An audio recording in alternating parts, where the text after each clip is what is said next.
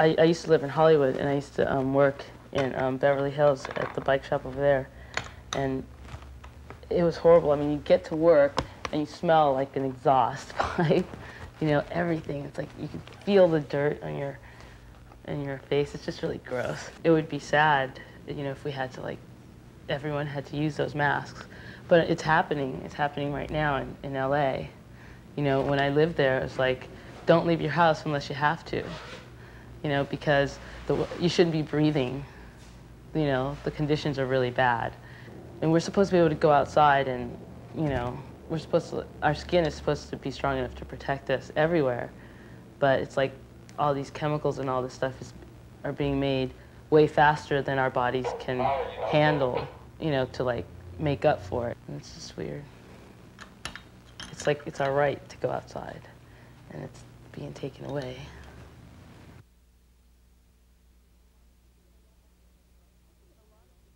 I think in a lot of different contexts, the bicycle is really a liberating type of vehicle.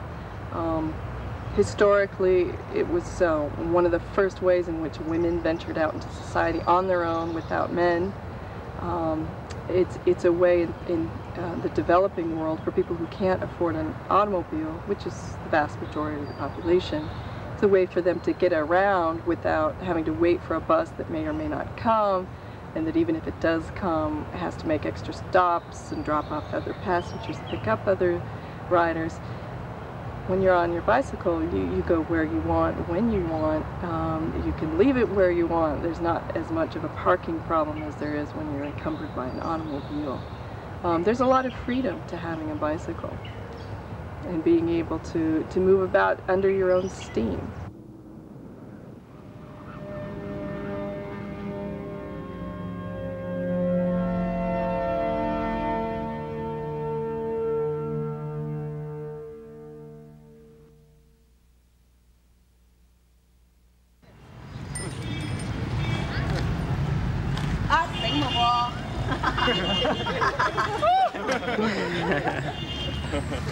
Good. Try again. Try again.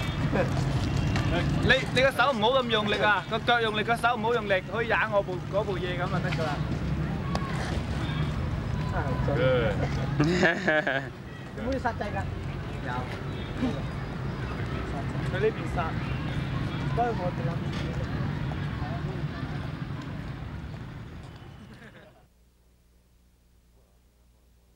Well, I mean, I've always wanted to go to China, but most recently because of the whole transportation thing. So it was a chance to go and see a country more populous than ours, cities that are at least as crowded, functioning with bicycles as the main means of transportation. And I especially wanted to see how that affected the society. I wanted to see how that integrated with people's being, really. Like how it feels to get up in the morning and get on a bike and go to work with a million other people riding, jingling bells on the way to work. It's not something I could readily imagine. I mean, I've been in bike tours where there are thousands of people, but there's always an edge. There's always the competitive edge to that. It's not transportation per se here in America. It's something else. You know, I can only say that the experience was much greater and on a grander scale than I ever imagined. And you know, even these images presented here in this film cannot do it justice. It's not the same as being in it and being swept along by it and feeling it pour around you and coming at you from every direction simultaneously. The other thing that I could never have anticipated was what it's like for all of these different modes, pedestrians, cyclists, tricycles laden with hundreds of pounds of stuff, mothers carrying children, sisters, brothers, all on bikes, and then motorized vehicles, buses, taxi cabs, and motorcycles coming through intersections with no traffic lights. And this kind of innate ability that they've developed over time to make that work.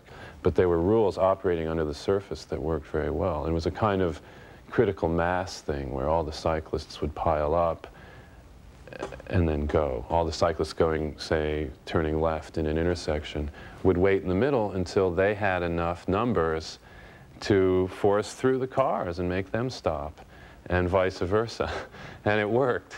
And you just had to kind of like get into that rhythm and let it happen. And in 7 days in China, we saw a total of 3 collisions, and each of us was involved in one of those. So that means, and that's because we were to a gag at looking at things, and we were in the way.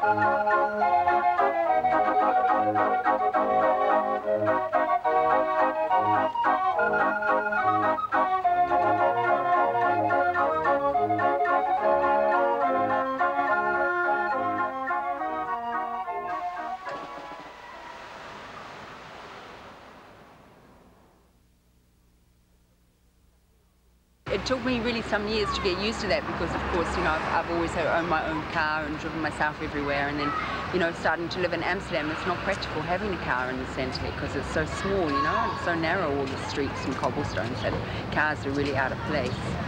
So you just get used to it, and I used to laugh. You dress up completely to go out in the evenings with your stiletto shoes and all this nice jewellery and makeup and everything, and you have to get on a bicycle. I mean, you feel so ridiculous, but okay, it's just taken for granted here, you know. So after about 3 or 4 years, you kind of start accepting that's the way to go, you know, and otherwise you take taxis, basically, or something.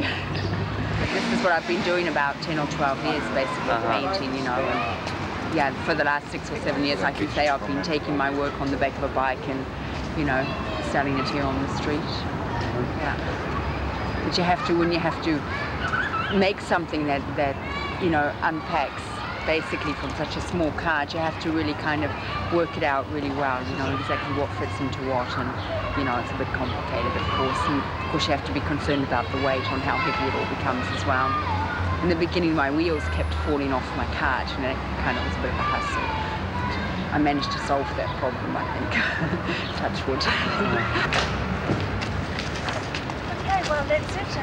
I'm off, and I'll see you later.